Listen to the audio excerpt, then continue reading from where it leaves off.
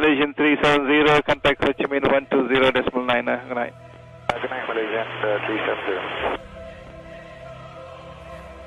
370. Breaking news tonight, a Malaysia Airlines flight with 239 people on board, including 4 Americans, has gone missing.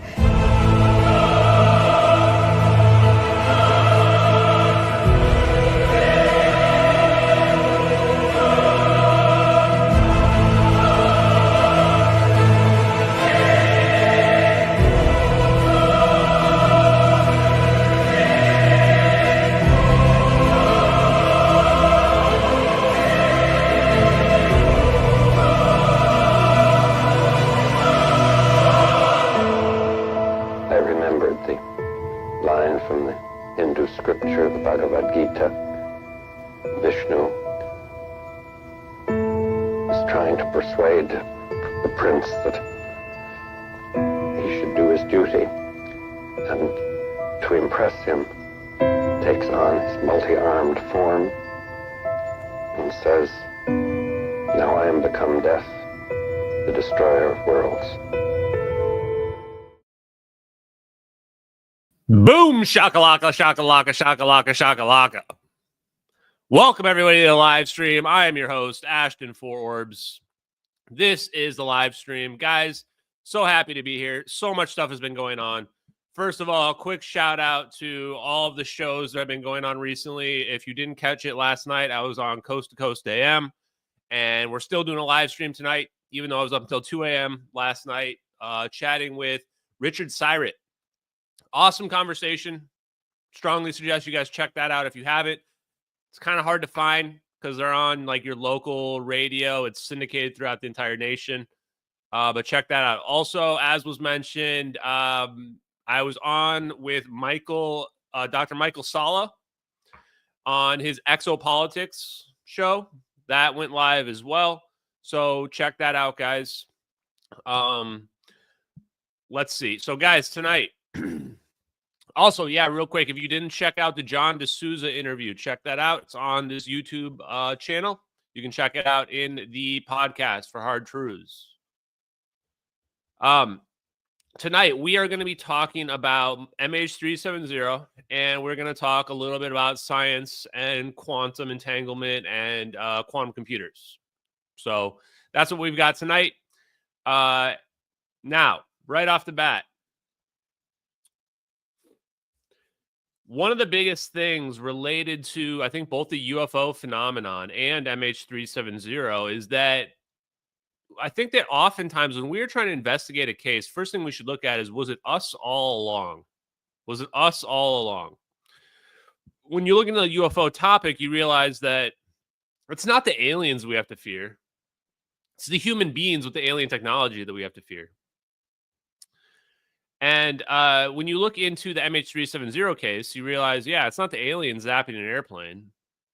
It's human beings zapping airplanes. Human beings doing evil stuff. We're the bad people that we have to fear.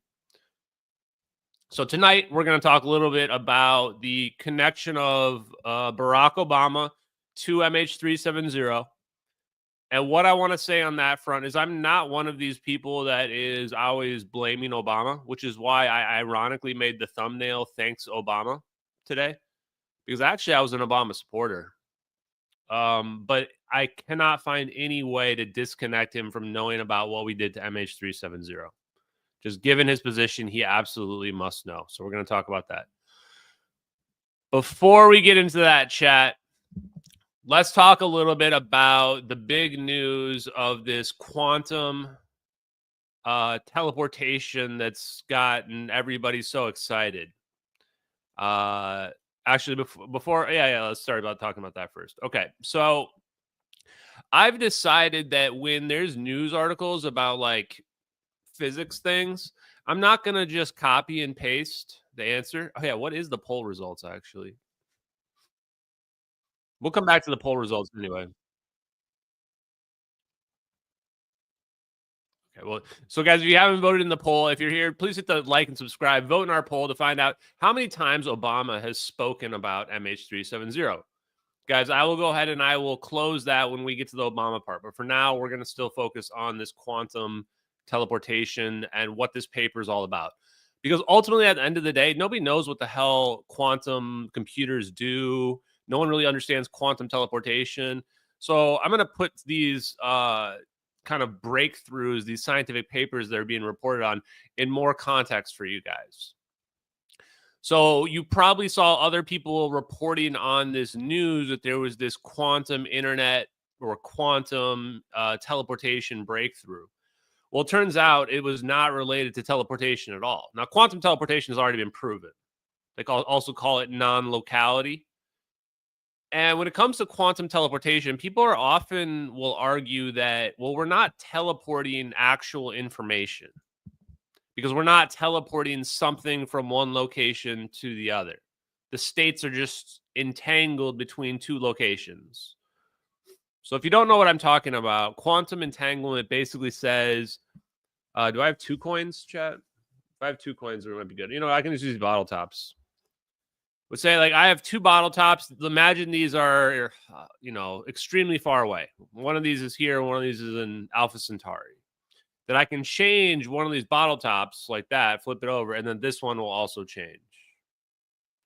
Well, to me, if that's happening, that's teleportation of information, right?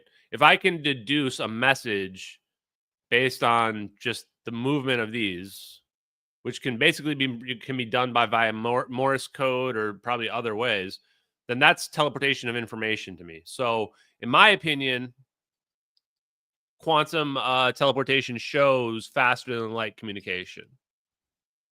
But that's probably the minority opinion for a lot of people. Now, hold on, let me get this donation. Darren Max, thank you very much for the $20 donation. The truth is worth something. I wish I could give, brother, more than enough. Thank you very much, man. I appreciate it. Yeah, my props are terrible, guys, and they're not going to improve. Now, with respect to this article, and you may have seen it in the Independent, this is not related to teleportation, but actually, when I read it and learned the context, it's even more amazing than quantum teleportation. What they did here was that they took 2 different existing quantum computers and they found a way where they can network them together. And so here's the kicker. So A, they can network 2 quantum computers together, make them work together.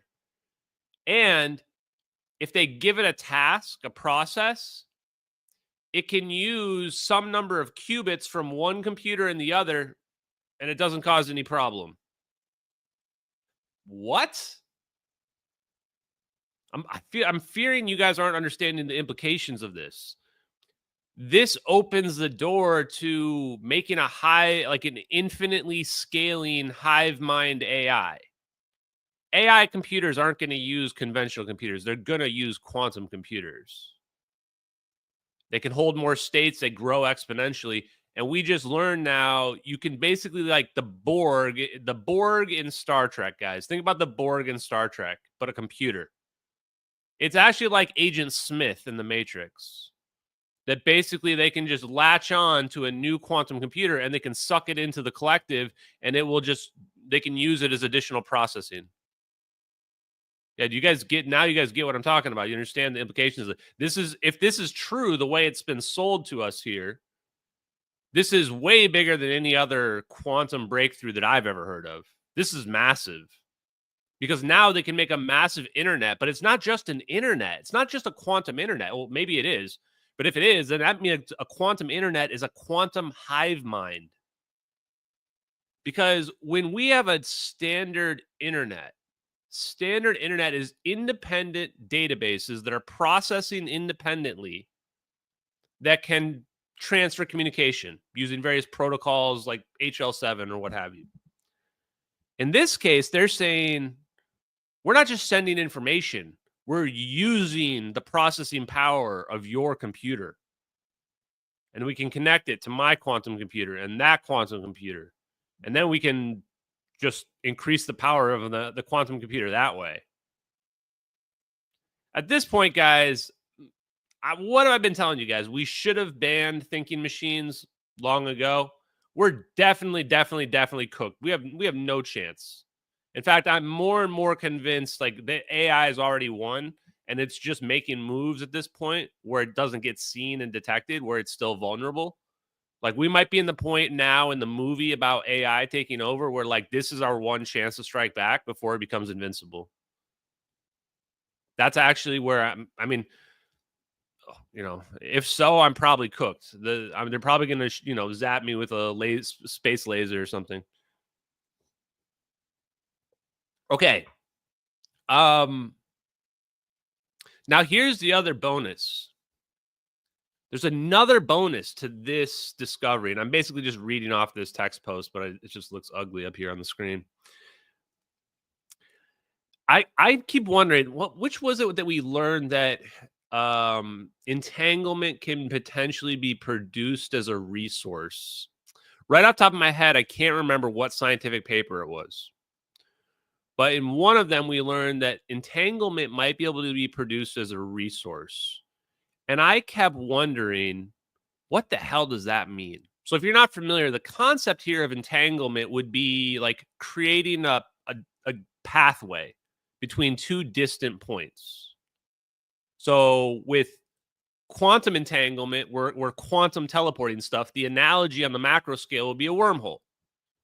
So if we're making entanglement as a resource, something that we can use on demand, then are we like looking for entangled pairs that already exist that are out there?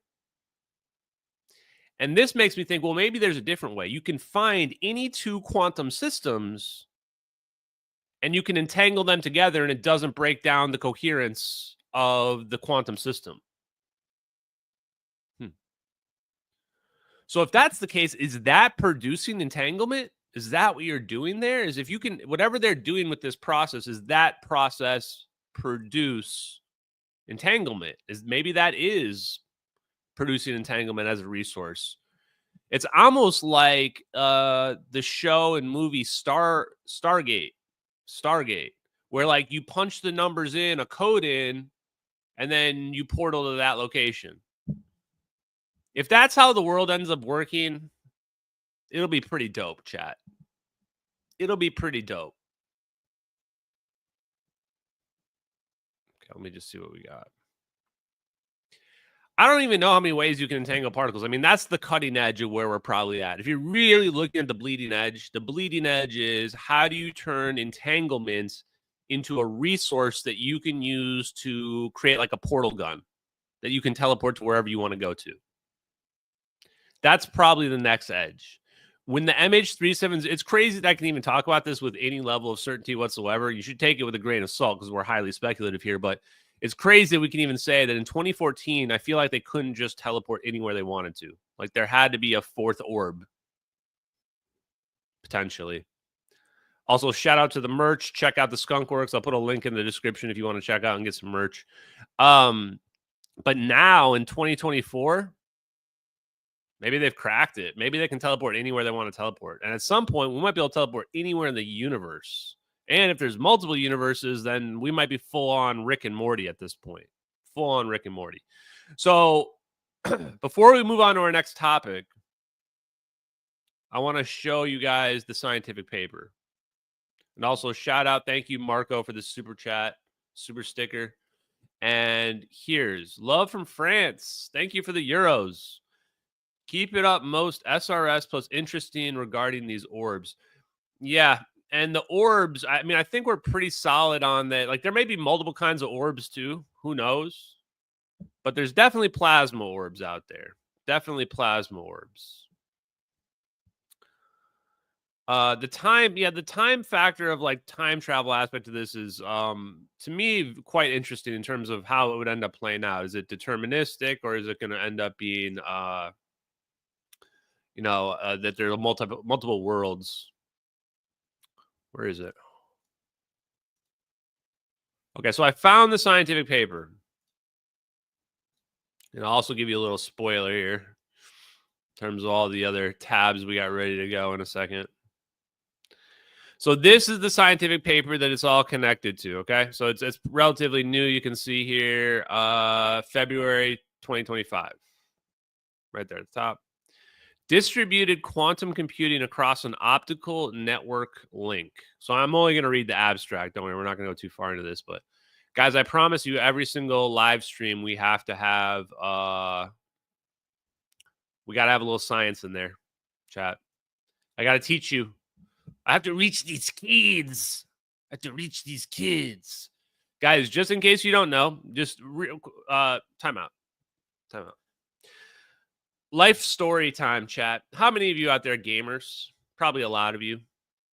I'm going to teach you a lesson in gaming, okay? You probably play these games, and every so often these exploits come out, and then people abuse the exploits, and they get an unfair advantage in the game, especially in like role-playing games and what have you.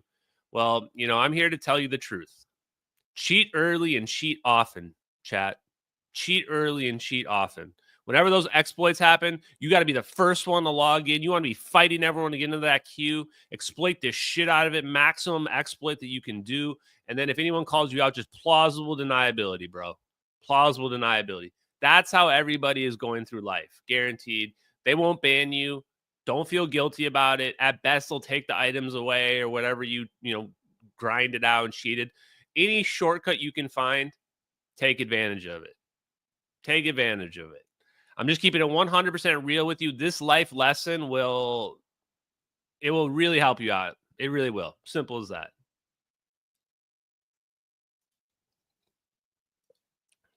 Okay.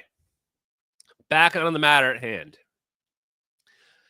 Now, this scientific paper, good guys finish last, chat. For my white knights in the chat, good guys finish last. It's really all there is to it, okay? Distributed quantum computing combines the computing power of multiple networked quantum processing modules, ideally enabling execution of large quantum circuits without compromising performance or qubit connectivity. I mean, do we even need to read more than just one sentence? That's all I think I need to read. These people are creating a quantum hive mind that is clearly going to take over humanity. Now, yes, you may say that I'm being a little bit hyperbolic about that last part, but am I really, chat? Do we really think we have any chance against an AI hive mind that can like Borgify things or, Agent Smith them or whatever the hell is going on in this scientific paper? No, we have no chance. Let's just be honest. We're cooked. The AI is going to take us over. No chance. Like, what the hell? Now I have to wake up and I have to read this? I was, guys, 99% sure I was going to read this scientific paper and find out, oh, it's like misconstrued bullshit. No, the very first sentence right there, we can just combine multiple quantum computing processing modules, and it doesn't even compromise the coherence of the existing quantum computer. What? Are they just cheating? Are they just hacking? This is actually almost just unbelievable. I thought the whole point of quantum computers was got to keep it in this like perfect state so that it doesn't get decoherence doesn't happen. These guys like, nah, we can just like connect it and module it and bulk it up and it just becomes. And here's the kicker, guys, is like with quantum computers, to understand why this is so important. Full screen. Each qubit in a quantum computer functionally adds an exponential amount of processing power. So instead of a situation with a normal computer that has linear growth, 1 + 1 is 2, + 1 is 3, 4, 5, 6, 7, 8, 9. With a quantum computer, it goes 2, 4, 8, 16, 32, 64, 128. So with a quantum computer, it goes like this. So every qubit you add to a quantum computer becomes exponentially more powerful. And it works similar to a double slit experiment, where when you get the wave function, you don't know where something is. And the quantum computer just kind of knows like all the possible states. So quantum computer is already basically just cheating. And so now you're like, it can become exponentially more powerful too, and it can just absorb other quantum computers into it. I don't get it. I don't get how we are going to be able to beat the AI, honestly. Anyway, yeah, that is a little bit too much rambling. Okay. Next thing, guys. Oh, let me bring this up one more time. In case you guys want to check it out. There's the full abstract.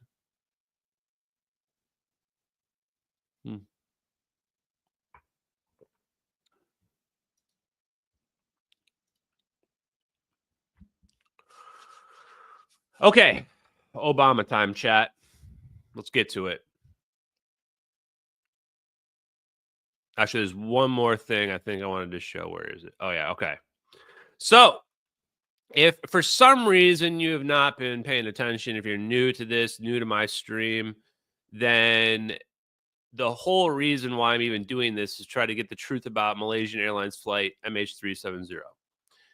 And I have isolated the man who is responsible for leaking the MH370 videos, as seen here. And identified him as Lieutenant Commander Edward C. Lynn, formerly of the U.S. Navy. Formerly of the U.S. Navy.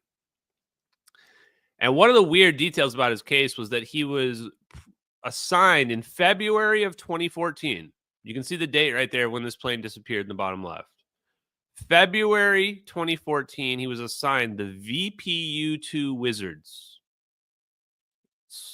Like our secret spy plane program within the U.S. Navy. It's the one they send on the secret missions, basically.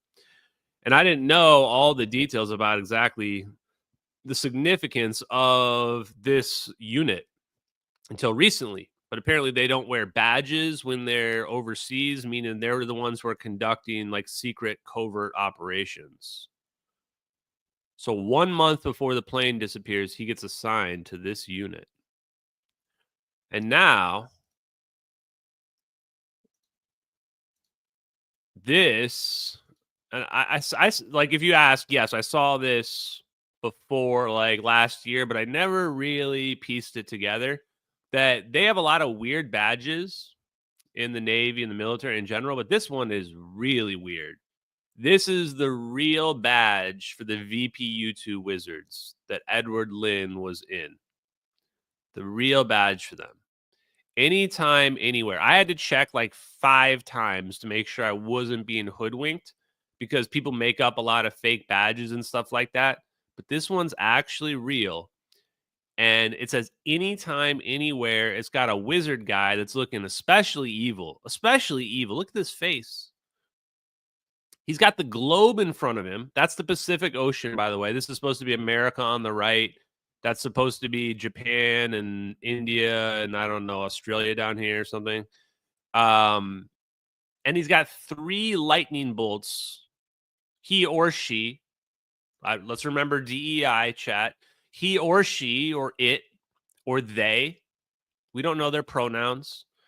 They've got 3 lightning bolts in their right hand, which is bizarre because in the MH370 video, we've got 3 ball lightning, apparently is what they're called, but just exotic vacuum objects, zapping the plane out of the sky. I mean, yes, okay, I'm not one for like symbolism and all these connections, but man, it's pretty damn weird. It's pretty damn weird. They couldn't have picked a more bizarre, on-the-nose badge and slogan. Anytime, anywhere? That speaks directly to teleportation. Like, are these guys like just out there teleporting stuff on the daily?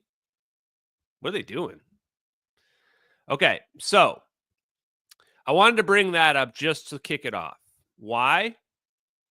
Because the first context that we need to understand, and I'm not going to have links for all of this, is like how certain, like I'm going to ask myself the question, how certain are you, Ashton, that it's the U.S. military? Why is it not China or somebody else? Why is it not aliens that zap the plane? I don't think we really have to get aliens involved in this until we even have seen an alien in the video and we need a reason to blame aliens. humans are basically the ones for the cause of like all evil shit on this planet. Let's be honest, guys. And here's the thing. If you look at it, and I think I brought this up in one of my recent appearances. I think it was on Coast to Coast yesterday, actually. Yeah, actually I have it on my Coast to Coast list here. Why are we blaming the Navy? So Edward C. Lynn, Lieutenant Commander, he's in the VPU-2 Wizards. He's in the exact right thing, a spy plane, where he's literally going to be looking at those videos that we're looking at in the spy plane. Exact right position, exact right squadron to leak the videos. And he is in the U.S. Navy. So that the person that leaked those videos probably was there that night watching the videos. That's how they knew the videos existed, because otherwise, I guarantee the number of people that have access to those videos has to be slim to none, right? Like, this is another good point. Pay attention, chat. Pay attention. I see you out there not paying attention. The number of people that would have had access to these videos has to be basically limited to the people involved, and then like the president and like the director of national intelligence and like CIA. Like, this is the kind of stuff that, you know, yeah, you don't like, this is not going to be a whole bunch of people access to these videos to find them. It almost certainly had to be a situation where the person that leaked the videos was there that night when it happened in real time. Okay. So we've got Edward Lynn, U.S. Navy. Now, what happened with Russia? Now, Russia, there's this weird report on the internet, and maybe I will find this one. It's hard to find. I think to find it via Google, I think the best way is you Google Russia GRU MH370. Oh, actually, there it is. Okay, I found it right away. Okay. So you Google Russia MH370. You have to learn how to use Google correctly if you want to find this stuff. And this, you can find this same text, copy and paste it in several different articles. But right here, look at this. The Russian GRU states that aerospace forces experts remain puzzled as to why the United States Navy captured and then diverted a Malaysian Airlines civilian aircraft from its intended flight path to their vast, highly secretive Indian Ocean base located on the Diego Garcia Atoll. Well, there you go. There you go, chat. So Russia straight up said it was the U.S. Navy. Called the U.S. Navy out specifically. There it is. Also, I want to jump in here as well that when it comes to the UFO phenomenon, the U.S. Navy is often brought up with respect to the UFO phenomenon. Stuff about Office of Naval Intelligence having like looked into it, and that a lot of this stuff goes back to like it's transmedium. It's coming from the water. So the Navy is somehow really involved in this. Yeah, if you guys haven't seen this report, you should read the rest of it. We've talked about it on several live streams. The next crazy part, we're not going to go into this tonight, but I'm going to read it to you. Within 24 hours of offloading highly suspicious cargo, and this is from the Alabama Maersk. That's the boat that was made famous by the Tom Hanks movie, Captain Phelps. 2 of the highly trained Navy SEALs assigned to protect the cargo, Mark Daniel Kennedy and Jeffrey Keith Reynolds, were both found dead at the same time under suspicious circumstances, which would later be determined to be a simultaneous drug overdose at 6 a.m. And before you ask, yes, this is extremely dirty and suspicious, and the families, I already looked into all this. The families were freaking out. The families were freaking out. The families of these SEALs were freaking out, saying these people would never do drugs. That these were guys that were like never do drugs. There's no way foul play is not involved. This was one of those situations where the family members were like crying and screaming and shit like that. Like one of them, it was so hard. I couldn't even read the testimony from the father of one of these guys, because like I was actually crying, just like just reading it about how the dad was just like crying, saying, I can't be my boy. My boy would never do that. Stuff like that. Like actually just, anyway. So it adds quite a bit of credibility to the story when like the GRU's like, hey, remember those 2 crazy Navy SEAL deaths that make no sense whatsoever and the family members were crying and stuff? Well, yeah, it turns out those guys were protecting the suspicious cargo that got onto MH370. I should probably post this more often because this is one of those things that's like on the internet that people like just literally just ignored because it just didn't make any sense in 2014. But then after all this stuff has happened, it's like, oh, wait, was this actually just real the whole time? Was this just real the whole time? I mean, maybe part of it's bullshit too. I don't know. I just wanted to point that out. So there's your answer for what Russia thinks happened to MH370. Russia says U.S. Navy. Who's next on the list? China. Okay. So what did China do? China hacked the Malaysian government the next day. So actually, China's is even easier to figure out. So for China, you can just type in China MH370 hack. That's all you have to type in. Let's bring it back up. Chinese hackers stole secret MH370 documents. Chat, what? Does that sound right, chat? Okay, there are missing airplanes. And now the first thing I Google when I Google China MH370 hack is that Chinese hackers are stealing secret why are there secret MH370 documents? Why are there secret documents about a missing plane that's still missing 11 years later? Does that sound right to anybody out there? Can anyone give me any plausible explanation as to why there would be secret documents about a missing airliner? I mean, this is the crazy part, guys. I don't want to believe in conspiracies or gravity orbs or the end of the world, which is what I think is going to happen. I don't want to believe in all this stuff, chat, but China is hacking Malaysia to try to figure out what the hell's going on and apparently being successful in stealing classified information about the plane that shouldn't exist. There shouldn't be any classified. Yeah, China knows it's a cover-up. Let's check the date on when this supposed hack happened, okay? Let's just, give ourselves some context. It's probably just easier if I just ask Grok, honestly, at this point. Is it? Is it just easier if I just ask Grok?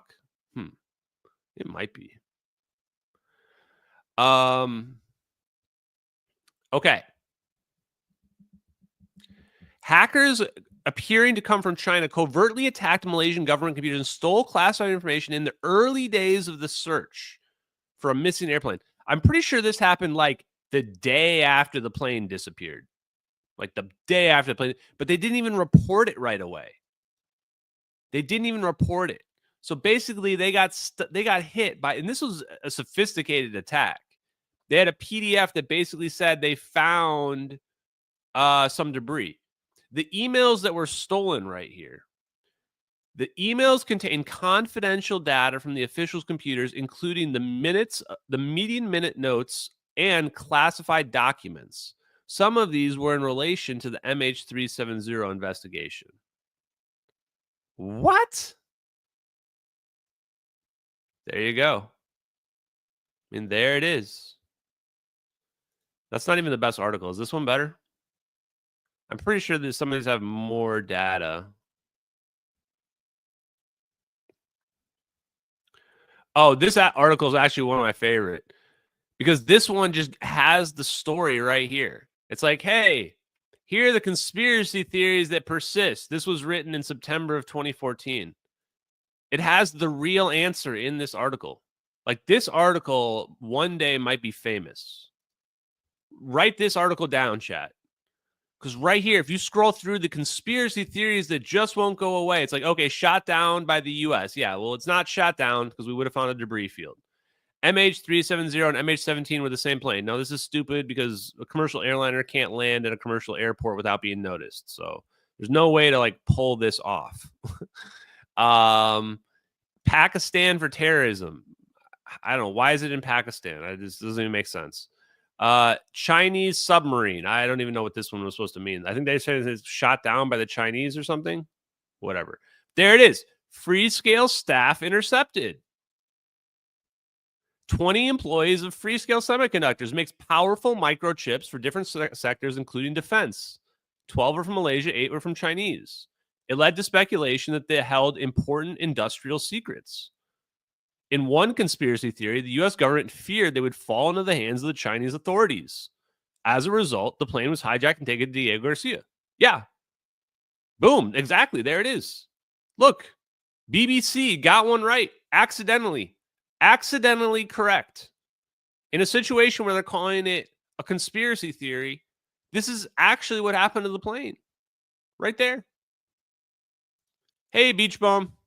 Welcome to the party. Yeah, bam. I mean, boom.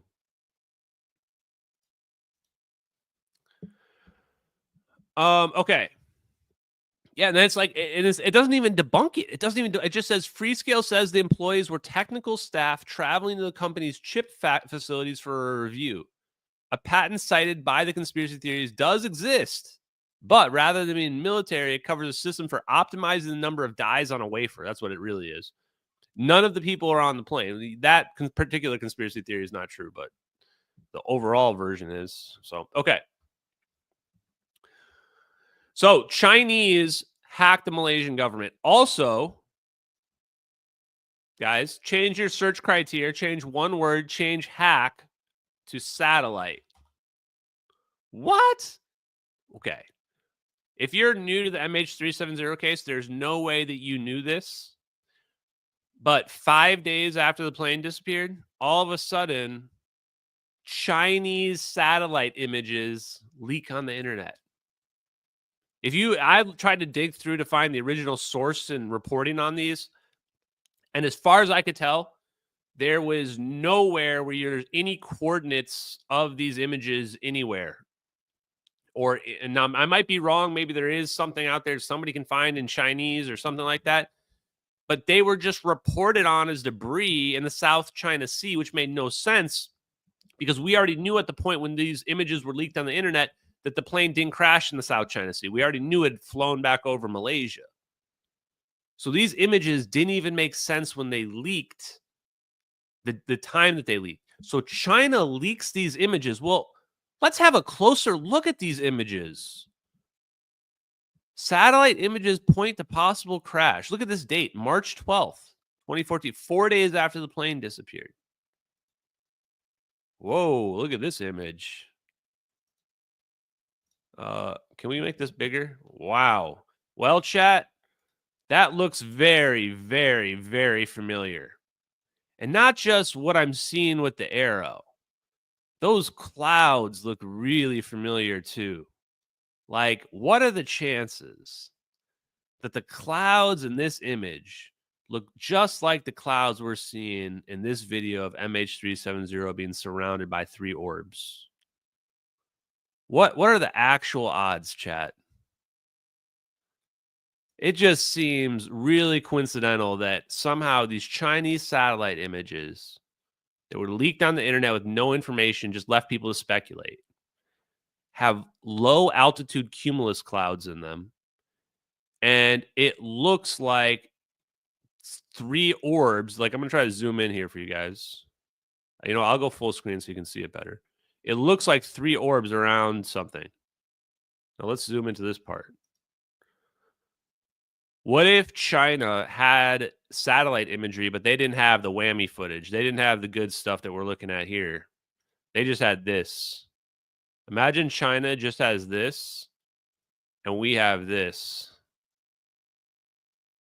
Now, with this imagery, you can't tell what the hell's going on. You can just tell something happened. With this, well, yeah, you can tell exactly what happened, right? So, China hacks the Malaysian government, and China releases this image here. They released multiple images if you check, but actually, are the other ones listed? The other ones aren't even listed on here. Feels bad. So here's another one, which I can't make out any of this on this one. Ugh, France 24 article. Yuck. Okay. Well, you can kind of see it here. Anyway, there's 3 images there. Mainstream media is garbage. I would rather just go on like Twitter and pull these images. That'd probably be easier actually at this point. So this is pretty unusual. We've got China that is, I would say you can rule China out because they are basically saying that they don't know what happened. They're trying to steal information from Malaysia. They're stealing classified information, and they are also releasing these satellite images on the internet. So for the people that are saying, well, why can't China be the ones who have stolen MH370? That's part of the reason. And then the other part of the reason is when we're watching this video here, we're looking at U.S. military assets. These are U.S. military assets that we're watching. The drone video is the giveaway, because the drone video right in the beginning, you can see the General Atomics drone. General Atomics is a U.S. defense contractor. So that right there, that's a General Atomics drone. Okay. Let's see. Who else do we have to address in terms of... Okay, one more person. Actually, we're going to get to the last one in a second. So, okay, I will address this last one. So then the last one is, well, what did Malaysia say? What did Malaysia say? The prime minister at the time, Prime Minister Najib, he was the one that announced that the plane ended in the South Indian Ocean. Trying to pull up a reference for you guys. Yeah, March 24th. So I would have, if I had guessed, I would have been pretty close. So on March 24th, Najib announced the plane ended in the South Indian Ocean. Okay. Interesting. So Najib, the next year, he ends up going to prison in the largest kleptocracy scandal of all time. So basically, he had stolen $700 million from money that was supposed to be used to help like build Malaysia up or what have you. He had stolen $700 million. So he's the guy that told us the plane went into the South Indian Ocean. Interesting. Now, what happened to the guy after him? The prime minister before and after him was a guy named Mahathir. Mohammed Mahathir. Former prime minister accuses CIA of covering up in the missing jet, or cover up in the missing jet. And the date on this article is May 19th, 2014. The date on this video, or on this article, is the same date that the videos were published on the internet. It's good to point this out because this says that, like, this guy, this was when we were still, it was fairly new. Nobody really had any idea what was going on May 19th, 2014. What goes up must come down, he wrote in a blog post. Airplanes can go up and stay up for long periods of time, but eventually they must come down. But even they must come down eventually. They can land safely or they may crash, but airplanes don't disappear. Certainly not these days with all the powerful communication systems, radio and satellite tracking and filmless cameras, which operate almost indefinitely and possess huge storage capacities. He also referenced the the uninterruptible autopilot in this document as well. Okay. Now, let's get into the spicy stuff, chat. I've set the stage for you. Let's go to my beginning one here. Now, why is it... I'm going to stop this for just 1 second. Now, why Obama? How can we connect Obama to this? Even if this is a U.S. military exercise, why is Barack Obama connected to MH370?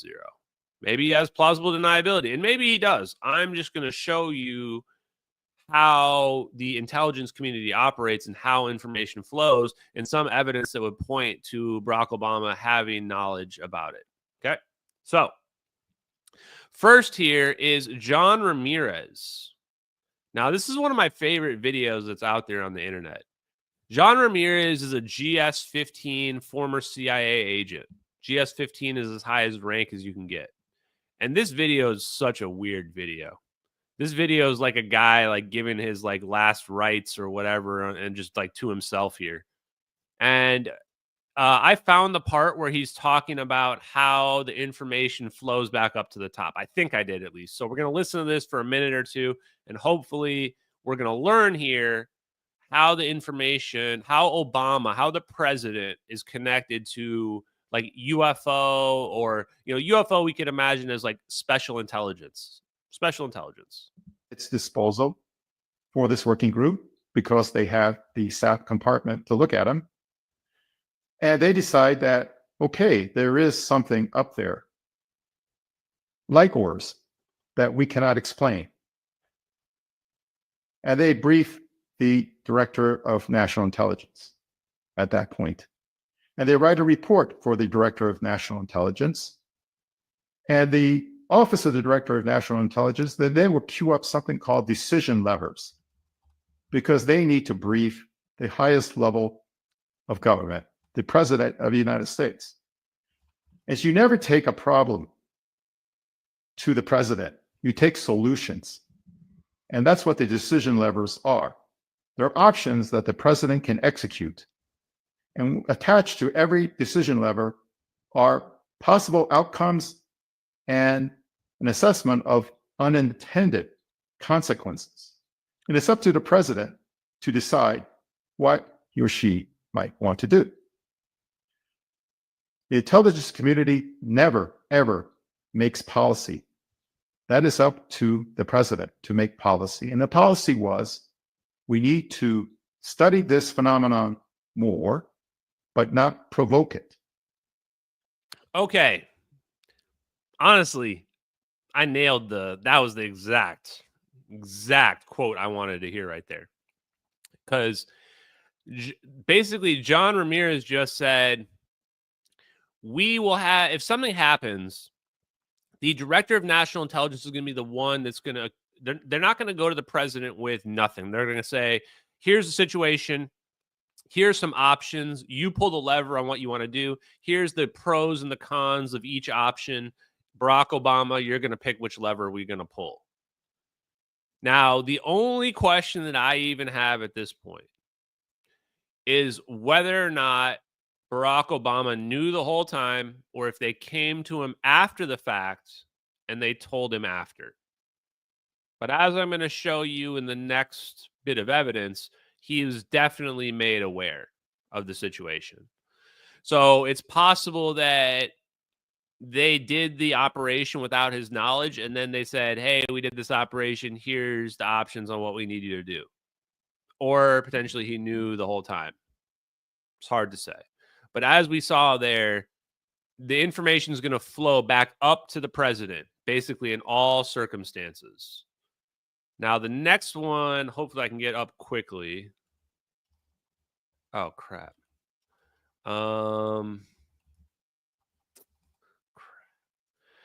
Well, okay.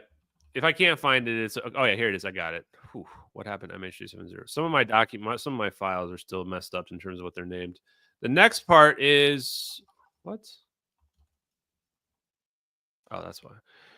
Something from Florence to Changi. MH17, and I think these words fit MH370 very well too. Now, people often ask me what made me smell a rat in this file. And it's been very progressive and almost painful. As I told you, initially I was like, well, it's not a perfect narrative, but it's probably true, and more evidence will come. Yet I had a few little red flags which were haunting me. Like, at the very beginning, the Chinese ambassador told the Chinese families gathered in Malaysia, it is very complicated, you cannot understand. That's not something you say if you sincerely don't know where the plane is, which was the official situation during the first few days. After that, I had someone very close to Hishammuddin Hussein, the Minister of Defense and Transport at the time, telling me that the White House was calling every day. Why would the White House call every day? The White House was calling every day. That doesn't seem normal. So I want you to pay attention there. So the first thing was a little bit bizarre. They were saying that it's very complicated. You can't possibly understand. Well, did the plane crash or not? It's not that complicated. The plane either crashed into the ocean or it didn't crash, right? Somehow it's very complicated. And then the White House was calling every single day. Now, some of you, my skeptics in the chat, are going to say, well, it's normal. Why wouldn't the White House want to get an update or whatever? There was like Americans on board the plane. Okay, hold on to that thought for a second. If you have the thought that the White House should be calling every day to get updates, get ready for it. It's time for you activated my trap card. Ha ha ha! Yu-Gi-Oh! You activated my trap card, you stupid noob. When do you think that President Barack Obama first mentioned MH370? Keep in mind, we just heard from Florence Changi right there that the White House was calling every single day. Shit. Hold on, chat. You activated my trap card, chat.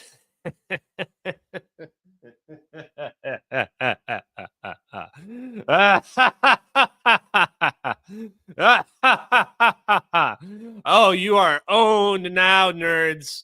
You are owned now. Oh, you thought it was normal.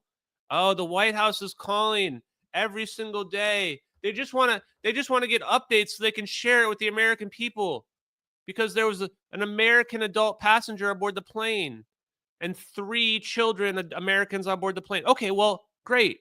Well, then I'm sure President Barack Obama was very quick to inform the American people about what happened to the missing airliner MH370, right?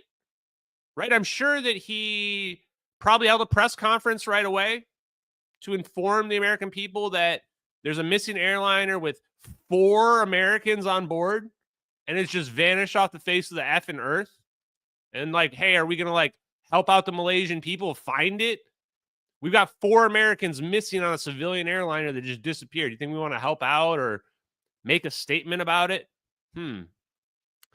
Well, when was the first time that Obama ever referenced MH370? The very first. And in fact, you know what? How are we going to do this? Let's do Grok. We're going to use Grok chat. I want to play the suspense out in real time. So, the polling. Let's see how we did in the poll, chat. This is the big moment. This is why you're all here. Okay, the poll just disappeared. There it is. 52% of the people said 0 times. You are incorrect. He did reference MH370, although I just kind of spoiled it. 24% said 1 to 3. 12% said 7 to 10. Wow. 10% of the people also said 4 to 6. So 25% of you think that he referenced it more than 4 more times. 4 more times. Which, truthfully, guys, that seems like a reasonable number if he actually had referenced it that number of times. So let's find out. How many times has President Barack Obama publicly mentioned MH370? And it's been 11 years, chat. It's been 11 years, so I would expect a lot. This is the rare time we're going to use this ugly format, by the way, here. Sorry, how many times? So he's only ever mentioned it maybe 4 times, but this last one, I don't know if this really counts because he humorously referenced the incident at the White House correspondent dinner, mocking CNN. So that doesn't really count, I don't think. And these 2 are just 1 day apart. So these 2 were his visit in Malaysia. So I'm going to say that he only referenced MH370 twice. And the first time he referenced it was 11 days after the plane disappeared. 11 days? Okay, let's go back to our normal views here. Obama he didn't do a press conference till 11 days after the plane disappeared, but they were calling every single day. They were calling every day. We just heard from Florence Hijacking. They were calling every day, but Obama said nothing for 11 days. And 11 days is an important number, chat. 1 + 1. No, I'm just kidding. I'm not going into numerology stuff. No, the reason why the 11 days is important is because it only took them 5 days to come up with a cover story. On March 13th, 6 days before Obama did his press conference, that was when United States intelligence sources pushed to the Western media that the plane went into the South Indian Ocean. It's unfathomable to me to think that Obama has only ever publicly, like during like media appearances, brought up MH370 2 times. 2 times ever. In 11 years, he's only mentioned it twice. One time was the first time he ever mentioned it 11 days after the plane disappeared. And the second time was while he was in Malaysia, where, why was he even there? He literally, the next month, he goes to Malaysia. No U.S. president had like ever been to Malaysia before. And he just decides he's going to Malaysia. And that's the second encounter. And he never mentions MH370 again, except for one joke, apparently. Never mentions it again, not for 11 years, even though we never find the plane. Oh, and by the way, we quietly just stopped helping with the search. I better not keep these too far away. We might end up going back to those.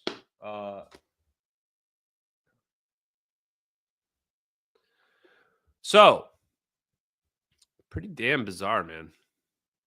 Pretty damn bizarre.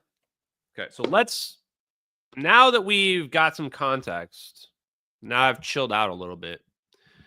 First, let's finish Florence Hijacking. A civil plane just lost. Then there was the former head of the Indonesian police telling the press a few months later that he knew from his counterpart in Malaysia what had really happened to MH370, clearly implying that it was not at all what we were being told.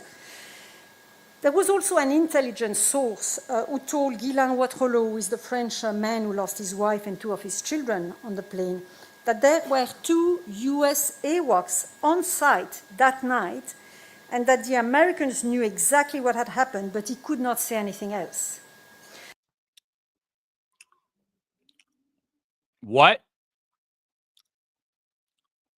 I've got some new clips lined up. We're going to play that again. I think you guys know what I'm about to say here. 2 US Awacs on site that night, and that the Americans knew exactly what had happened, but he could not say anything else.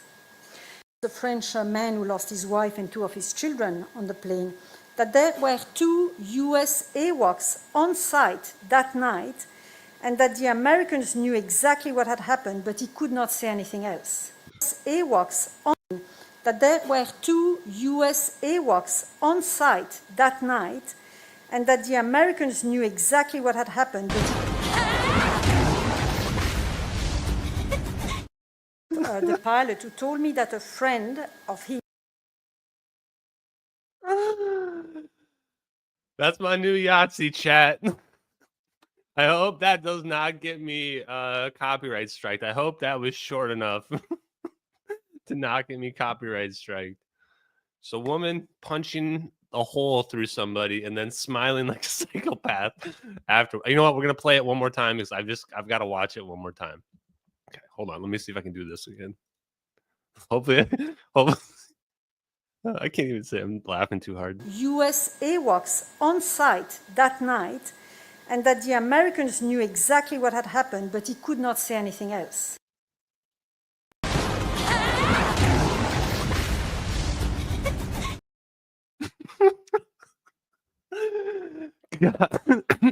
Please, copyright people, please do not copyright me for that one. I want to be able to use that. That is my new absolute favorite. That's my finisher right there, chat. That's my finisher. Okay, so Guillaume Watrellos, the French father, he was told that the U.S. had 2 Awacs in there. Obviously, one of them was the VPU-2 Wizards. And Edward Lynn was on that plane. And they were probably sitting there staring at the cameras, looking at the MH370 videos, looking at them.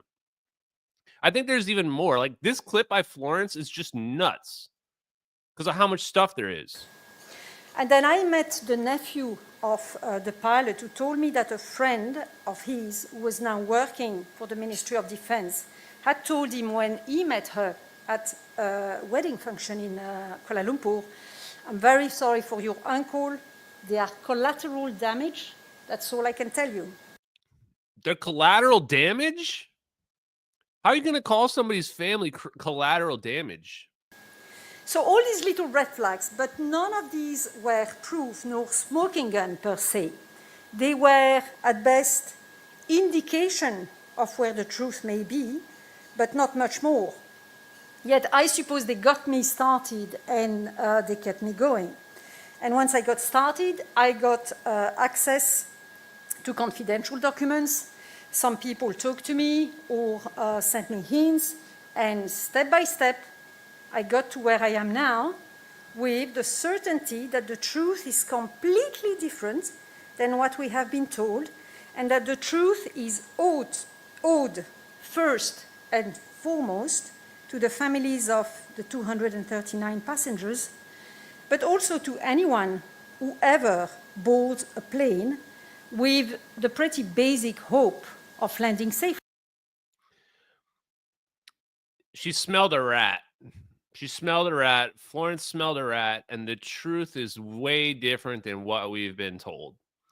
And when you listen to all those quotes, which of those all of those quotes line up perfectly with the MH370 videos? Your uncle was collateral damage? What the hell kind of shit is that to say to somebody? That's not something you say to somebody when it was a pilot suicide or a hijacking. You say your father or son, your uncle was collateral damage when the government did something to them. When there was a national security thing that they had to do. We had to do it, you know? The White House calling all the time. The one police officer like bragging about knowing what really happened to the plane. All the obfuscation. And the reason why I'm bringing this up is not just because it's extremely powerful evidence. It goes to show that Florence Hijacking was doing a real investigation, boots on the ground, talking to people. And you can only find those clips in that video that I just showed you there.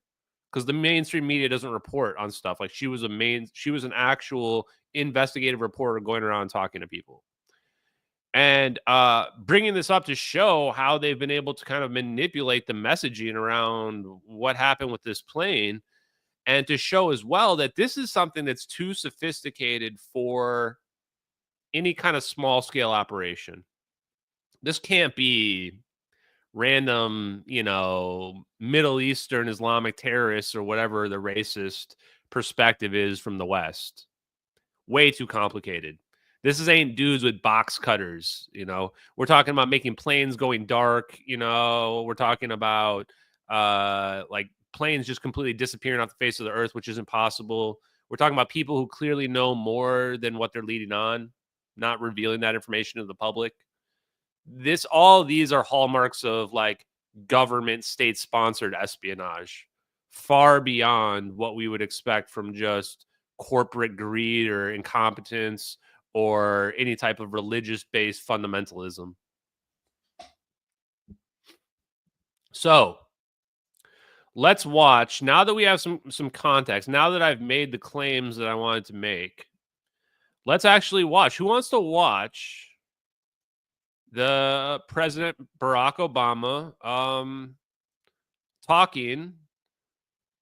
And actually both times we actually have him on video. Both times he spoke. The only 2 times he talked about MH370, we have both of the clips from it. And combined, it's like 5 minutes long. Combined. So Obama's basically spoken about MH370 for 5 minutes. Here we go. President Obama making his first public comments tonight about the search for missing Malaysia Airlines Flight 370. Keep in mind, again, 11 days after the plane disappeared.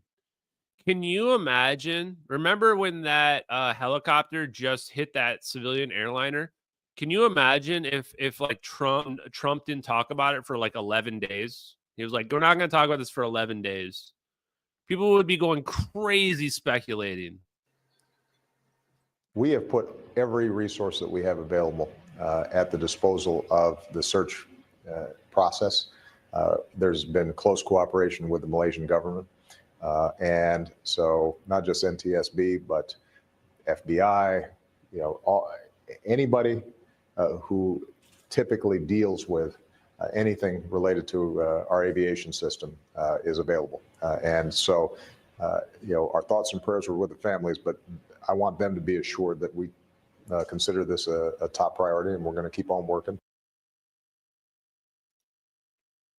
Thoughts and prayers, Chad. I think it has.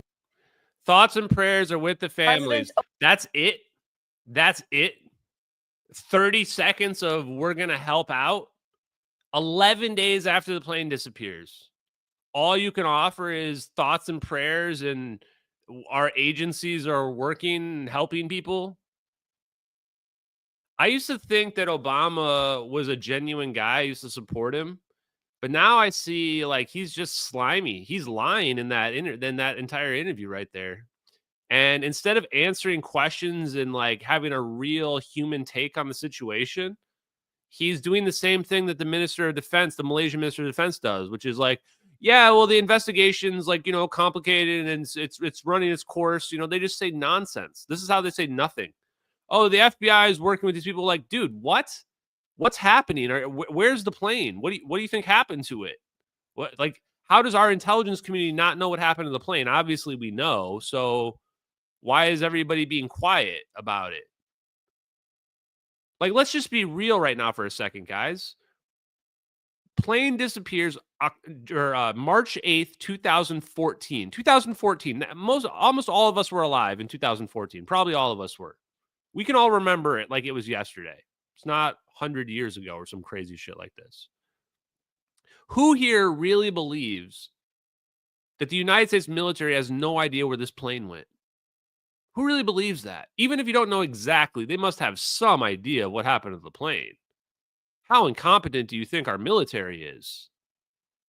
And yet, nobody is asking Obama, hey, man, what does our military know about what happened to this plane? Nobody's pressing him at all on this. That's the part that disgusts me the most. I can't stand when the media doesn't do their jobs. If it was me and I was the media, I would be sitting here wondering, where's the plane? Where's our video of the plane? There's no way a plane was flying for 8 hours and we don't have satellite video or some other surveillance of it. There's just no way. Not in 2014. Obviously, the military was tracking it. So what happened to it? And this is where you realize there's only one reason they would obfuscate, only one reason to hide this information. You're the responsible party. You're the perpetrator of the crime. If the United States hadn't done it, the United States' response would be to figure out who did. And they would be blasting what they knew on the media. Instead, they said nothing. They battened down the hatches. The White House said nothing for 11 days, and Obama only addressed it twice. Now let's go to the second one. So that interview happens. That's what you saw, 40 seconds of nothing. Now a month goes by, and Obama goes to Malaysia. Guys, it can't get any sketchier. All of a sudden, Obama decides he's got to go to Malaysia the very next month. Guys, you know what I'm going to say. Obama knew, he either knew about the operation from the beginning or he was told afterwards, and he had to work and cover it up. And he had to get Malaysia to help cover it up. Needed Malaysia to help cover it up. So he went to Malaysia and he made sure that Najib was going to cover it up. And I'm not going to go quite this far right now, but I am going to say that it is weird that Najib got $700 million the next year. You guys know what I'm insinuating here. The next year, this guy's caught with $700 million in money he doesn't deserve. It stinks. And also, by the way, I missed this, but Too Close. Thank you very much for this donation. Appreciate you, brother. Too Close. Thank you. I've seen you around. And then Mark Scott. Thank you, Mark. Thank you so much, brother. Okay. Yeah, and especially now that we've seen stuff like USAID, now we're starting to see how the game is played. And so now we see, especially after that, we're like, Najib gets caught with $700 million he doesn't deserve the next year. And as you saw in the thumbnail, we've got pictures of Obama shaking Najib's hand right next to him. Najib went and visited. So let's see what Obama said on the visit. I think, I don't know, I've got a couple, maybe one or two videos here. Let's see what we got.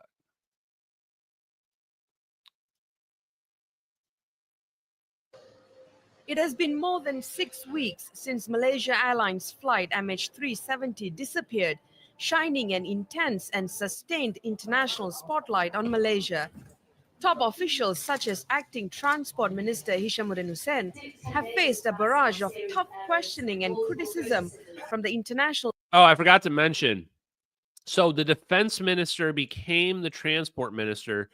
And I haven't looked this up, but I'm pretty sure the transport minister quit in the beginning of the investigation. Why is your transport minister quitting in the very beginning of a major missing airliner?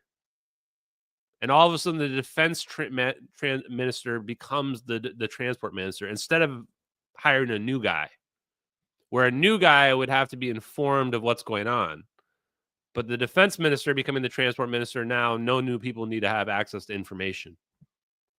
No, not suspicious at all. Totally normal. Media over their handling international spotlight on Malaysia.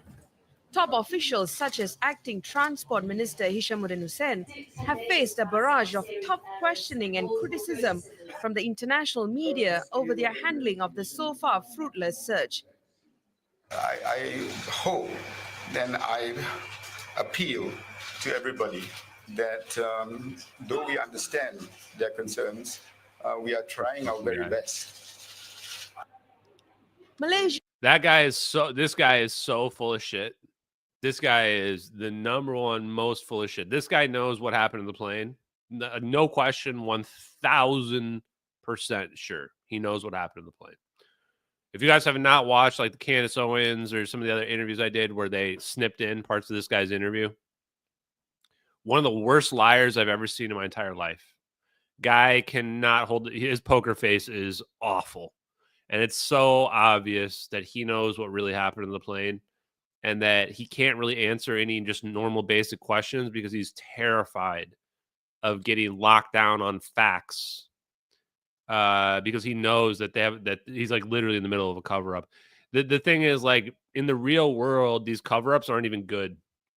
In the real world, these cover-ups can be exposed by just like pulling a little dirt off the dead body on the ground. Like they barely even bury it. They basically depend upon people just like not paying attention. Same thing happened with like the Alex Murdaugh stuff. If you guys are not familiar with Alex Murdaugh, he like killed his wife and his kid. And he was like supposedly getting away with some crimes before that as well. And once you started to look, you realize like, yeah, he was committing all these horrible crimes, but nobody ever looked. Nobody ever looked. And it's the same with people like this and this guy, is that this guy's completely full of shit. But when you're without the context that we have of the videos, it's hard to really tell. But looking back in retrospect, like this guy, they're gonna be making fun of this guy for the rest of his life if it turns out these videos end up getting confirmed. Their concerns, we are trying our very best. Malaysia's ruling party has been in charge for more than 50 years. Professor Azmi Sharom says it was totally unprepared for such scrutiny. Is this right? They're more used to the more docile local media. So it's not surprising that they didn't know how to handle it. Also, there's a tradition of non-transparency with regards to government activities. And in this situation, absolute transparency was necessary.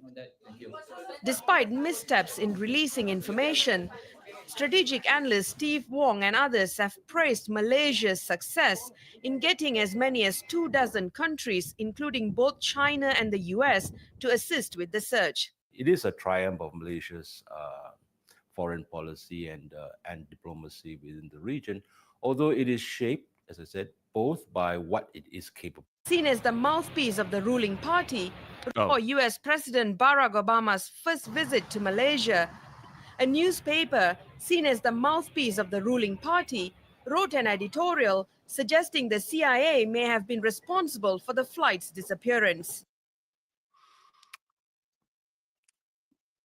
Sorry, what? That's why I had this clip.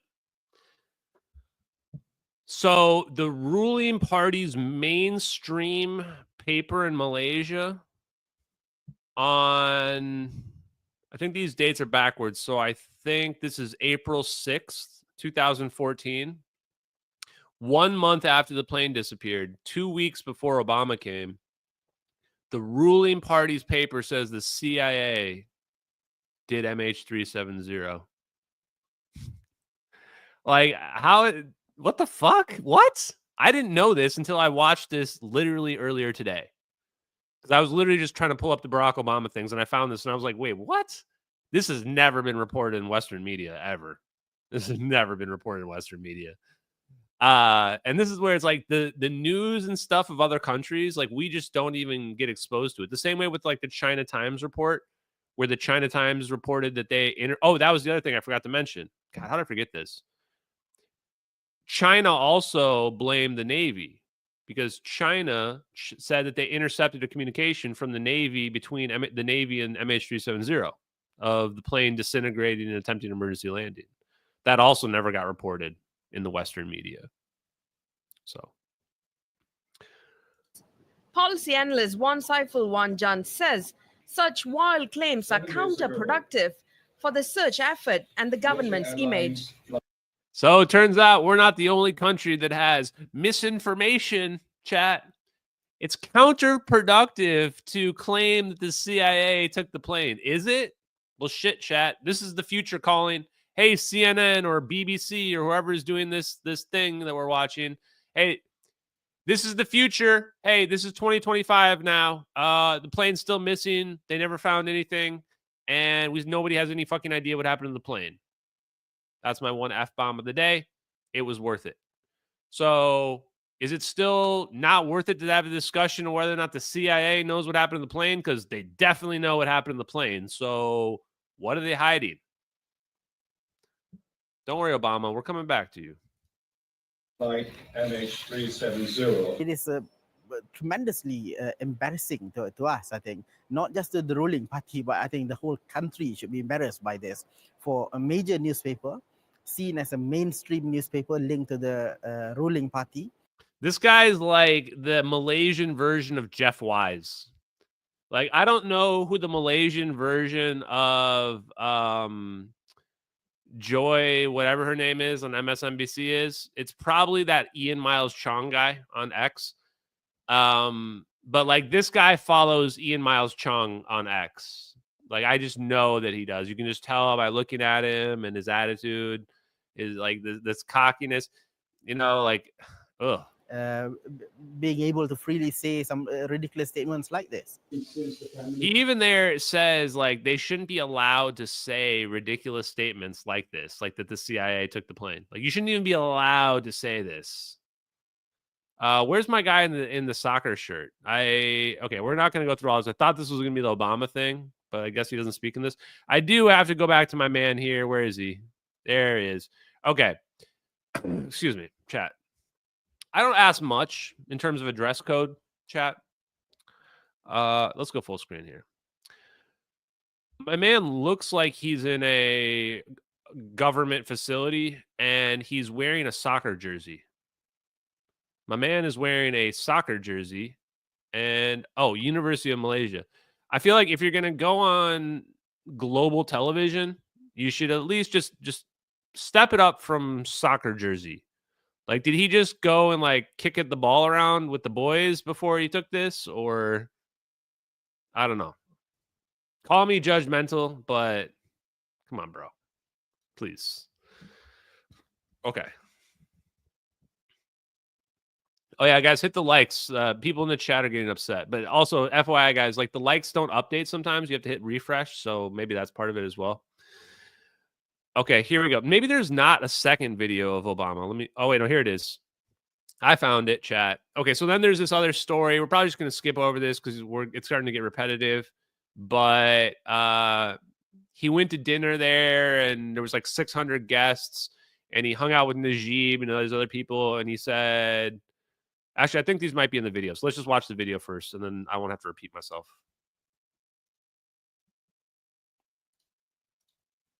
Okay, so this is the second time Obama talked about MH370. As far as I know, he's only talked about it twice. Oh, shit. What did I just do? Oh, I accidentally clicked on the Wikipedia thing at the bottom. I welcomed Prime Minister Najib to Washington 4 years ago, and we agreed at that time to broaden and deepen the relationship between our countries. Today, across a whole range of areas, security, trade, regional institutions, we're working more closely together than ever before. And today, I'm pleased that we're formalizing our efforts in a new comprehensive partnership.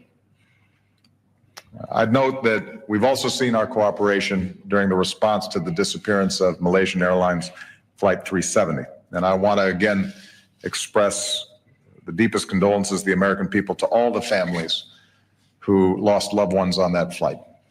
Malaysian, American, Chinese, and people from many other nations. As we have since the beginning of this tragedy, we're working closely with our Malaysian partners, and we will continue to provide all the assistance we can in their search and the investigation. And today, the Prime Minister and I discussed some of the lessons that are being learned from this tragedy and how nations, including our own, might continue to improve our cooperation moving forward. The comprehensive partnership we're launching today aims to deepen our economic ties.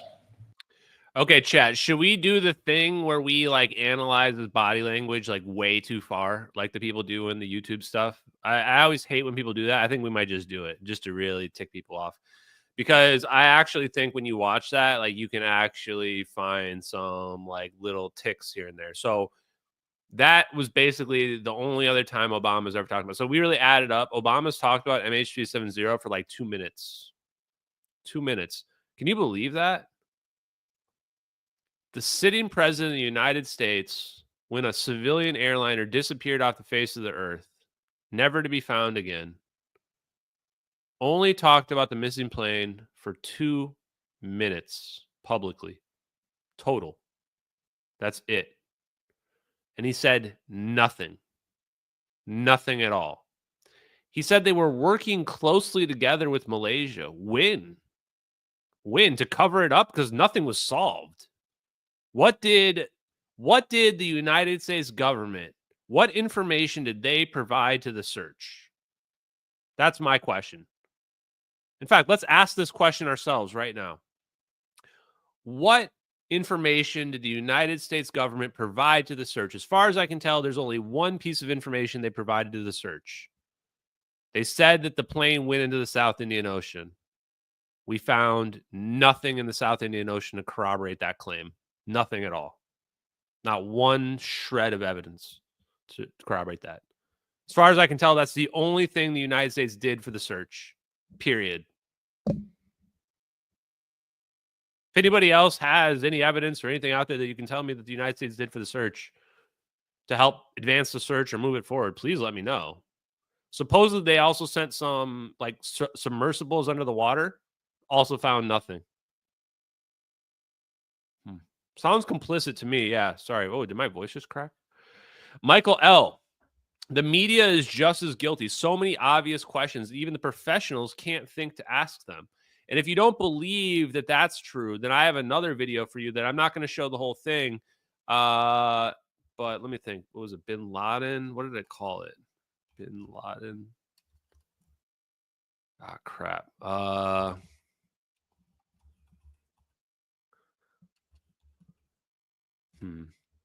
Never mind, I can't find the video.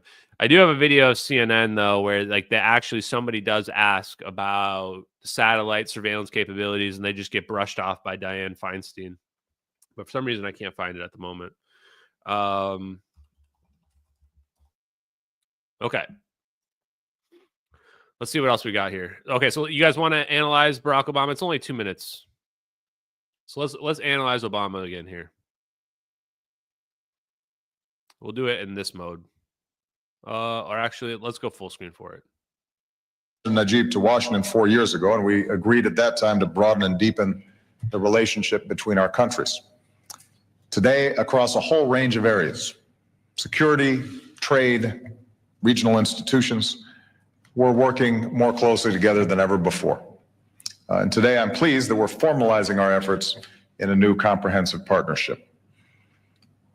I'd note that we've also seen our cooperation during the response to the disappearance of Malaysian Airlines Flight 370. Okay, first thing I have to say, he's a pretty good liar. Like right off the bat, you don't get a lot of strong lying vibes from him, but you do get a vibe that what he's saying here is artificial. Like it's very obvious that he's just reading a script, right? That's what's obvious when you watch this. But you don't really get the reason why it's hard to feel the lies out here.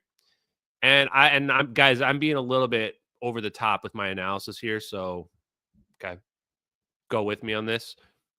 And it's intentional, is that the reason why you don't feel the lies here is because he's taking his time with his speech. He's taking his time to say out each word individually to make sure that there's very little emotion involved in the words that are coming out.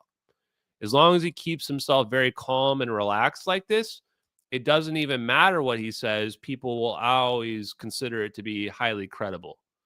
So I can come out and say that I just beat up 2 hobos on the street, and then I went up and picked up a cheeseburger, and I made sure the hobos weren't breathing anymore, and then I went back and got in my car, and I decided to take a little ride and go back to my house. And if I say it in a calm fashion, a lot of people don't even pick up on what I just said. But if you say it in more of a rushed fashion or in some type of scared fashion, then people are going to go, wait, did you just say that you beat up a few hobos and made sure they weren't breathing anymore? By the way, that's obviously all a lie. So, you know, I'm just making this up for comedic purposes. People are trying to attack my channel. Okay, let's keep going with this. And I want to again express the deepest condolences of the American people to all the families who lost loved ones on that flight.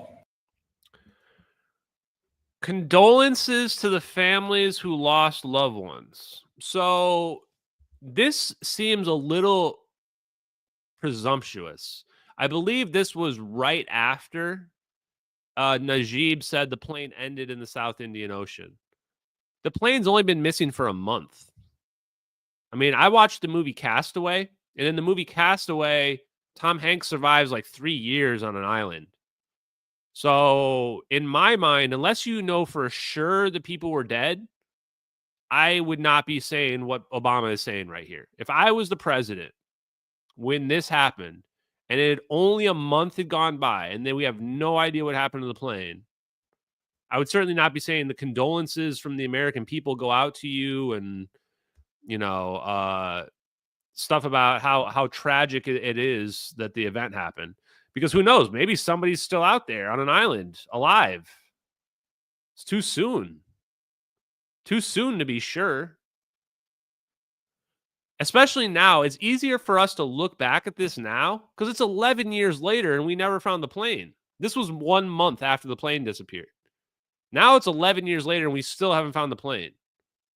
And Obama has got some weird, one of his 2 press conferences. He's only done 2 public statements about MH370. And in the second one, the first one he says basically nothing. The second one, he's out here giving condolences to the families. Let's listen to that again. 370. And I want to again express the deepest condolences of the American people to all the families who lost loved ones on that flight. Malaysian, American, Chinese. Ooh, did you catch that? Chinese. When he said Chinese, I'll go full screen for you so you can see it. Notice when he says Chinese. Here you go. This is Ashton Forbes way too overanalyzing it. Here you go. American, Chinese. See that? You catch that? See his little hand movement right there? Look at his hands on the side of the podium. Chinese, and people from many other nations. As we have since the beginning of this tragedy, we're working closely with our Malaysian partners, and we will continue to provide all the assistance we can in their search and the investigation. Bro, what do you mean all the assistance that you can? Bro, you've got spy satellites everywhere. Where's the plane? How is there not one journalist just going, bro, where's the plane? To stop pretending like you don't know exactly what happened on this plane. Like, I guess in 2014, it was easier for people to just think we were still living in the 90s or something like that. But in 2024, looking back at this, it just seems crazy that no journalists were going, are you really trying to tell us that the U.S. military has no idea what happened to a rogue Boeing 777 that was supposedly, according to you, flying for 8 hours? Boeing 777's flying for 8 hours, and you're trying to tell me we don't know where it is? Guys, just in case you're not familiar, unless you're flying in a stealth aircraft, you can't make your Boeing 777 immune from radar. It's not how that works. Oh my God. Like, honestly, I wish, like, journalists should have just first looked up how radar works before they even just started listening to any of these officials. Because this idea that a plane can disappear is just absolutely absurd. Okay, let's see if we can find any more ticks, and then we'll go back to some super chats here. Okay, full screen. Let's pay attention. And today, the Prime Minister and I discussed some of the lessons that are being learned from this tragedy and how nations, including our own, might continue to improve our cooperation moving forward. The comprehensive partnership we're launching today aims to deepen our economic ties. As the Prime Minister noted, Malaysia and the United States are already close economic partners, and we're working together on the Trans-Pacific Partnership to open up Asia-Pacific markets, boost exports, promote innovation and growth in both our nations. Yeah, okay, so this kind of connects Obama directly to the 1MDB. So that whole fund that Najib, who's on the right side of that screen, got caught stealing money from, it's the exact fund that Obama's talking about right here. This thing you're talking about, like, you know, sharing, boosting the nations, boosting whatever. Like, basically, we gave them a bunch of money, and Malaysia is supposed to use that money to improve the infrastructure and stuff like that. And instead, this dude stole $700 million. And apparently, the other people were like, just like literally having hooker and blow parties, like quite literally having hooker and blow parties with all the money that they were just embezzling from the fund. So, yeah, that's an interesting interview. Now, let's see. Is there anything else that we have to address here?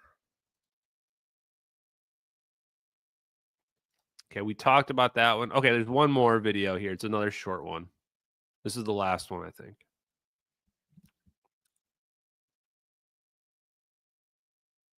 Oh, okay, yeah. And so then this here is the other prime minister, not Najib, but the other one. So this is this last one here. Okay, chat, you are lively tonight, chat. Okay, let's do this last one, then we'll go to the super chats.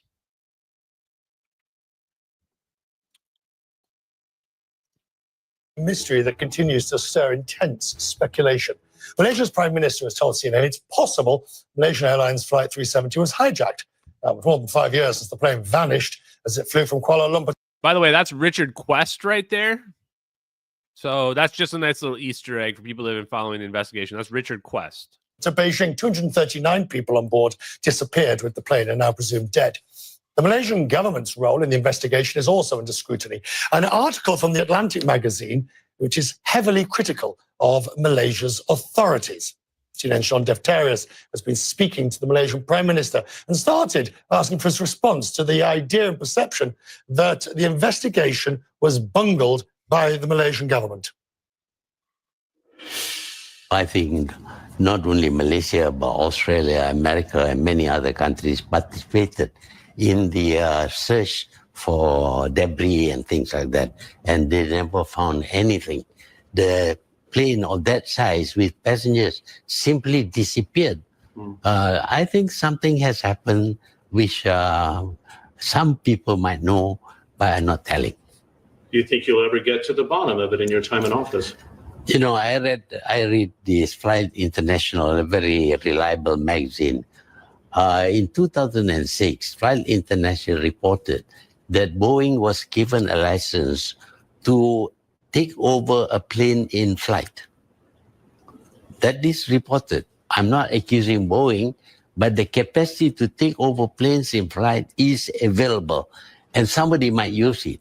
Maybe not Boeing, maybe somebody else. They can take over a plane, fly it to other places, and So you're suggesting that the system might have been hacked. It might be. It might be. Nowadays, you can do wonders with electronics and the new devices that we have. That's cyber security broken in a massive scale, if that was the case. Well, it could be. It could be. Why not? Where lots of things are happening today which we never thought of before.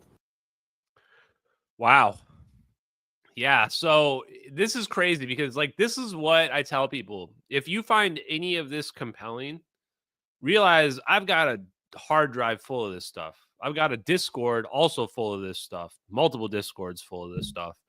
I couldn't believe how much sketchy shit we found like this. This is just me in just 24 hours notice, just putting together some of the articles about that connect Obama to MH370 and some of the other like little media clips that I've collected in the last year and a half. This is just a small fraction of the evidence.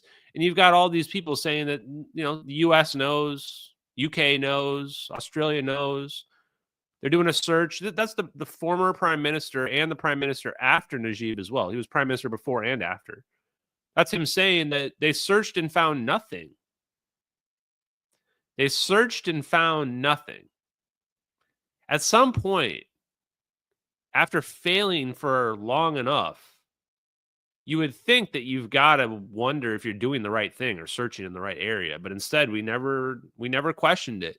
We just kept searching in the wrong spot over and over again. And this is why the new search, which I'll give you a quick update right now, they actually are starting to search in 2 weeks. So the expected pushback of the boats right now to search again, Ocean Infinity searching, they are rendezvousing right now. They're expected to push back on February 22nd, 2 weeks from now, less than 2 weeks from now, February 22nd. And they're expected to search again, and they're going to search again in the South Indian Ocean once again. Once again, they're going to find nothing because the plane never went in the South Indian Ocean. But I wish them the best because I do think that people deserve the truth. But I do hope that after they fail to search for a third time, so they're going to search for a third time, and when they find nothing again, 3 times and you're out. Hopefully, after 3 times of finding nothing in the wrong spot, everyone can begin to accept that they've been led on a wild goose chase into the middle of nowhere. Let me hit up some of these donos because I just saw some stuff popping off. Nobu. Thank you for, I have no idea what currency that is, but did you hear about the Zimbabwean that made a car powered by radiosonic energy but does not need a charge? It was made in collaboration with China. I've seen a lot of stuff out of Africa related to that. I don't know how much of it's legit or not, but if free energy is real, then there's not necessarily just one way to tap into it. So I am a supporter of anybody that's finding ways to tap into zero-point energy or alternative energy. Arthur Jones, thank you for that big donation, brother. When you interviewed John D'Souza, do you believe this is a rogue government running amok with tech and keeping us all in the dark? Bad actors everywhere and a secret military that we keep being told is top secret. I think it's mostly private corporations that are in concert with the government. So it's probably more like the dystopian movies where it's like these powerful corporations that are worth billions, like certain people in certain levels of those corporations that are also very well off, that are connected to people in the military and politicians. And then it's formed this kind of shadow government of people that are accountable to nobody. And since they essentially have so much money and power, they can write the laws and they control the companies that control the technology. So like imagine being somebody who's way up at Lockheed Martin, you know, stuff like that. So that's why I think it's a little bit, the reason why the government's going to come out and say they're not hiding any of this stuff is because technically it's not them. Technically, it's independent companies that are working through the government or getting huge amounts of money from the government. And that's what makes this whole thing so murky. Here's the question in case you missed it. That's what makes the whole topic so murky, is that it's not as simple as government's hiding alien bodies, or government's hiding UFOs. It's like, no, the government's been working with Lockheed Martin and these defense contractors and these other non-government entities that are like non-for-profits that get all their money from federal funding, like Patel Institute and Aerospace Corporation. It's the whole situation has been set up to make it basically impossible to audit and track down. So that's what I think is going on there, Arthur. Mark Scott, thank you very much for that other donation. Thank you, brother. That's huge donations tonight. Scottsville units off the charts. Hell yeah, brother. Thank you. Appreciate you, man. And then Arthur Jones, I'm just confused with so much information. Bad actors are everywhere. Here's what I would suggest in this situation. Believe and trust nobody. Believe and trust nobody. Believe and trust no one's claims. Instead, teach yourself the science and the physics. If you understand the science and the physics, you won't have to worry about who you believe and who you don't believe. And I would say anything where it comes down to stories that people are telling, even in the case of Stephen Greer, if it's a story, take it as a story. Stories might be true, might not be true. Take it at entertainment value. Now, that's how I look at it. The reason why I think that Greer's right about the free energy stuff is that I've personally decided that I think the free energy is real and possible, and that at least a few of the people that have produced free energy devices are legit. I don't personally believe in the CE5 stuff, but who knows? I don't know. I have open mind stuff. So that's how I think that if you want to be impartial, how you can look at the evidence and then come to your own conclusion. But also the other big thing, and I harp on this all the time, you can never say it too much. Just because you agree or disagree with somebody on one thing doesn't mean they're right or wrong about their other stances.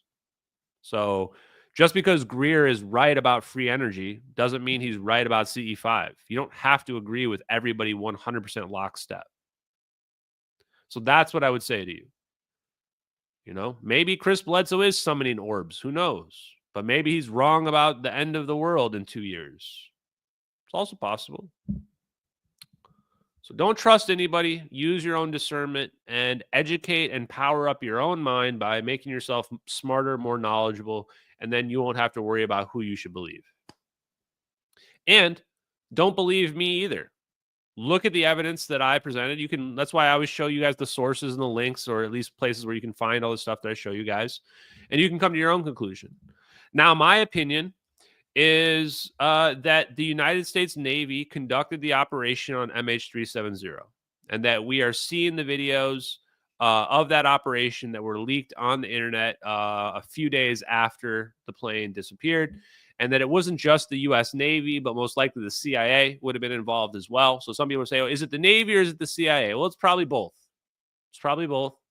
It wouldn't surprise me as well if like Lockheed Martin or our defense contractor is also involved. And you say, how can they all be involved? Well, one of them might have the technology. One of them might like build the operational plan, and one of them might execute the plan. So there you go. So I think it's possibly all three. Could be Lockheed, could be the Navy, and it can also be the CIA all together. I think the Navy was the one conducting this operation. It makes sense. It's over the ocean as well. It's near our military base in Diego Garcia. I think that Obama, if I'm just giving my opinion, I think that Obama did not know about the operation when it happened, but he was made aware of it afterwards. And when he was made aware of it afterwards, he had no choice but to help cover it up. Which puts him, if that's true, then he might have some plausible deniability where he can say, "Look, man, I didn't tell those spooks to teleport the plane." So he might. There's a sliver of a chance where he might have some plausible deniability on this one, but otherwise, this is a pretty big blemish that we're looking at right here. So the Navy conducted this operation. I think that whoever was the person that signed off on this, they probably lost their job. The reason why is that this was too much of a risk that the videos would get leaked onto the internet, because that's what happened. the videos got leaked onto the internet. So that's probably probably a bad sign. But at the same time, the videos never got traction until 2023. So they kept them secret for 9 years. So I think the Navy pulled this off. And then I think that President Barack Obama then helped cover it up with Malaysia. That's why they were calling the White House, or the White House was calling Malaysia, as the White House was working with Malaysia to build a cover story. And they had to build a cover story that was going to make sense, that wasn't going to be able to have holes poked in it. And they had to make sure that everybody was going to get on board with it and no one was going to talk. That's what they had to do. Oh, yeah, I actually was looking for Matthias Chang. I have a bunch of videos of Matthias Chang. And you know what? We'll play one as a moment of Zen. We're going to close out in a minute. I'll play one of them. But yeah, so Matthias Chang as well. He was an advisor to Prime Minister Mahathir. And he said that Malaysia got sealed evidence. I FOIA'd the sealed evidence, and the CIA rejected my FOIA to the sealed evidence. So supposedly Malaysia was given sealed evidence, told what happened in the plane, but they can never talk about it. And that's what Matthias Chang said. And he was in a position to know. So Matthias Chang also tried to reach out to alternative podcasters 10 years ago and tell them that he knew what happened to the plane, but that if the truth came out, it would destabilize like the whole world economy. True story. We don't have time to dig into all that tonight, but if you guys go look back at some of the old live streams, find the ones about Matthias Chang. It's all in there, chat. It's all in there. Okay, guys. So let's close out tonight. So last thing I want to say on the Barack Obama is I hope that Obama does the right thing. I still want to believe that Obama's a good guy. And I don't think that the world is black and white, but Barack Obama knows what happened to MH370. I have no doubt whatsoever of that. He knows what happened to the plane. It's extremely suspicious that Obama only talked about MH370 twice, ever. Never spoke about the plane ever after that. And the first time he spoke about MH370 was 11 days after the plane disappeared. To put this in context, there were people doing podcasts already speculating that the plane was teleported. Joseph P. Farrell, he had already done a podcast speculating that the plane had been teleported before Barack Obama ever even talked about MH370. So, yeah, it was a little late to the game. Hopefully, people will begin to ask tough questions. And the reason is that the MH370 videos are going to give us a form of disclosure that nobody was prepared for. It goes well beyond aliens into a very dark aspect and nature of our reality, which is free energy possible? And if it is, what is the nature of our civilization? And have we been held back intentionally against our will? The MH370 videos in the case of the missing plane may turn out to be the most important story in the history of the world. And while 239 lives were lost and we can never make up for that, we might be able to have some good come out of it. And I hope that does happen. So tonight, guys, I'm going to leave you with Matthias Chang as our moment of Zen. Matthias Chang. Wait.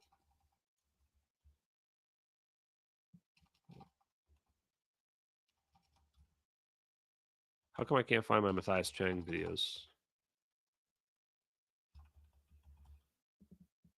Oh, okay, here we go.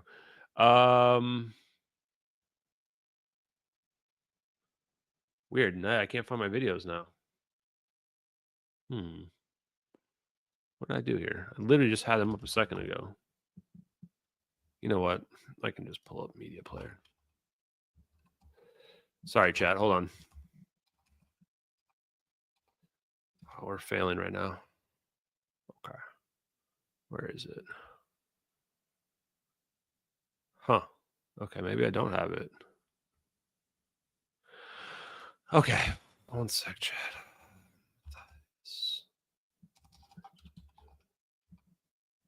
Matthias Chang. Huh. Yeah, I don't know. I did something with my clip. So somebody posted the clip. I apologize, guys. I was going to give you it, but here. That's not the one. Big Pooh just posted a link to one of my Twitter posts where I talked about, oh, I know what I can do. There we go. Okay.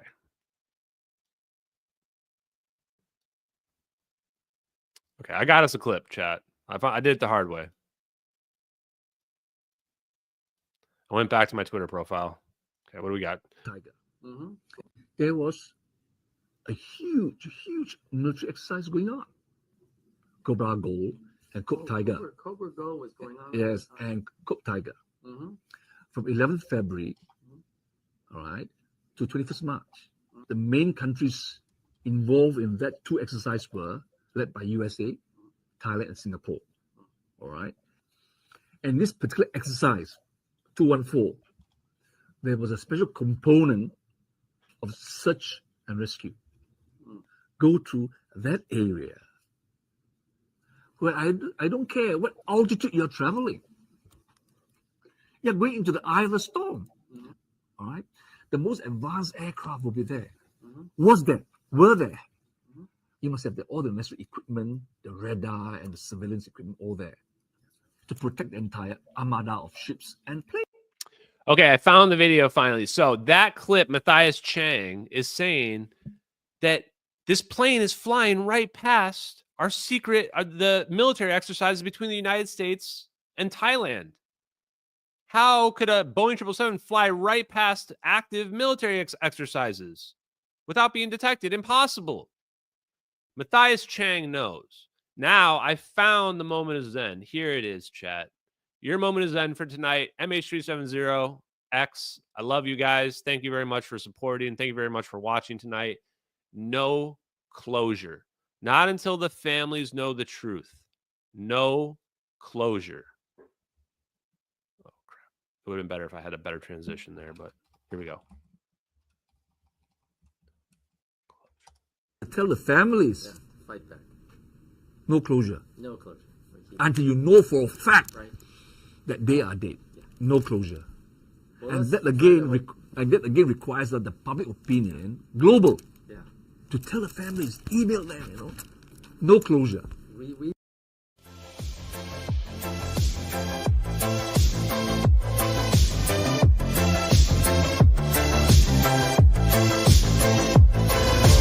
Infrared eyes, scanning the black, tracking the heat, never turning back.